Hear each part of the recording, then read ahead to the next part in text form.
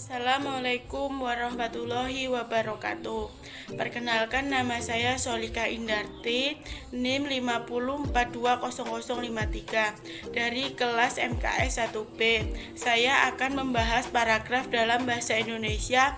Apa-apa saja yang akan saya bahas? Saya akan menjelaskan 1. Pengertian paragraf, 2. Ciri-ciri paragraf, 3. Jenis-jenis paragraf, 4. Fungsi paragraf, 5. Syarat pembentukan paragraf, 6. Metode pengembangan paragraf. Pengertian paragraf. Paragraf merupakan suatu rangkaian kalimat yang memiliki gagasan utama. Adapun pengertian paragraf menurut para ahli. Yang pertama, menurut Releman, paragraf adalah bagian dari suatu karangan yang terdiri atas sejumlah kalimat yang mengungkapkan suatu informasi dengan ide pokok sebagai pengendalinya. Yang kedua, menurut Handayani DKK, paragraf adalah serangkaian kalimat yang saling bertalian untuk membuat suatu ide atau gagasan yang baru. Ketiga, menurut Wiyanto, paragraf merupakan sekelompok kalimat yang saling berhubungan dan bersama-sama menjelaskan suatu unit pokok pikiran. Ciri-ciri paragraf. 1. Kalimat pertama dalam sebuah paragraf ditandai dengan adanya bagian yang menjorok ke dalam kanan dengan menerapkan ketukan spasi. 2. Dalam paragraf pasti memiliki gagasan utama yang disampaikan oleh penulis atau pengarang. 3. Setiap paragraf pasti memiliki kalimat topik atau kalimat utama sebagai cara untuk menyampaikan gagasan utama si penulis di dalam karangan. 4. Paragraf memiliki kalimat penjelas, yaitu berisi detil-detil dari kalimat topik atau kalimat utama. 5. Suatu paragraf terdiri dari suatu kalimat utama dan beberapa kalimat penjelas. Jenis-jenis paragraf. Untuk jenis-jenis paragraf terdiri dari deskripsi, eksposisi, persuasi, argumentasi, narasi. Adapun jenis-jenis paragraf berdasarkan letak kalimat utamanya.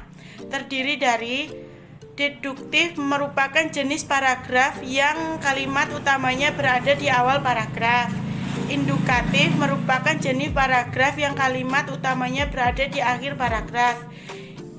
Deduktif dan induktif merupakan jenis paragraf yang kalimat utamanya berada di awal dan di akhir paragraf.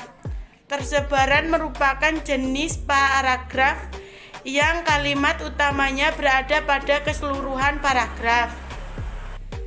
Syarat pembentukan paragraf. 1. Kesatuan. Suatu paragraf harus dibangun dengan suatu pikiran yang jelas, artinya harus mengandung satu gagasan. 2. Kepanduan. Kalimat-kalimat dalam sebuah paragraf terangkai secara logis dan mendukung gagasan utama. 3. Kelengkapan. Kelengkapan sebuah paragraf dapat diwujudkan dengan terpenuhinya semua unsur pembentukan paragraf, yaitu gagasan utama, kalimat utama atau kalimat pokok, kalimat penjelas.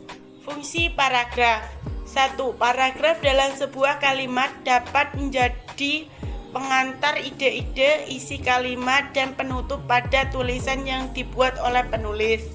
2.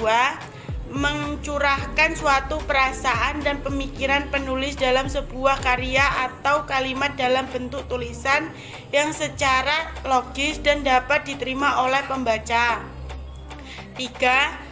Paragraf dapat membantu pembaca untuk memahami segala sesuatu mengenai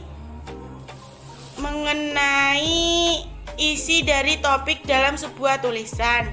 4. Memudahkan penulis dalam menyusun ide-ide tulisan yang akan dibuatnya. 5.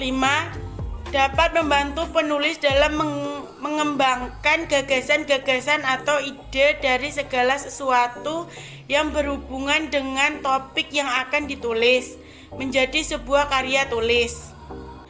Metode pengembangan paragraf terdiri dari 1. Klimaks dan anti-klimaks, 2. Sudut pandang, 3. Perbandingan dan pertentangan, 4. Analogi, 5.